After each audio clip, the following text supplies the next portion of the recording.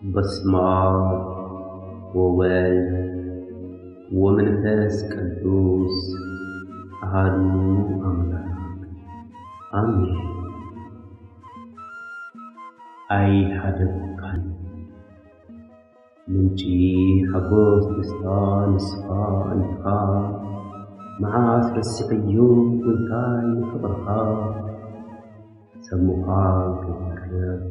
እየ ዘንብዐካ እምበር ፈልጌ መሓሪ ምዃንካ እምበር ይፈልጌ መሓሪ ምዃንካ ኣብቲ ሮርማ ጭንቂ ክውሕጠኒ ኣብቲ ረሃብ ጊዜ ሰባት ክጓነኒ እንቲነማ ነፍሰይ ምሕፃር ተጽልኣኒ ዋንነትካ ጎይታ ኣሕቤትካ ዋንነትካ ጎይታ ኣሕቤትካ ለከስ ኣነ እየ ርሒቐ ካባኻ ብግብረይ ዓጢቐ ኣንጻር ትእዛዛትካ ብልሳን ይበድም የጋውን ቃላትካ እዝዩ ሕልሚ ለካስ ርሒቐካ እዝዩ ሕልሚ ለካስ ርሒቐካ ንስኻ ትጽውዕ ቤተይ ናፋሕፋሕኻ ጊዜ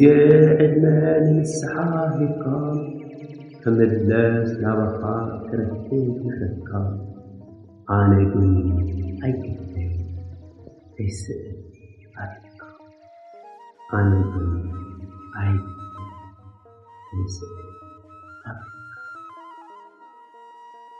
እምበር ኣምላኽናሲ እወ መሓሪኻ እወ ነዋሕ ፈቃር ኣቦ ሰላም ኢኻ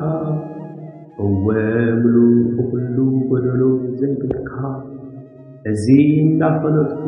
ሓንጊደ ካባኻ ግን ኣይሓደግካኒ ንግብረይ ግን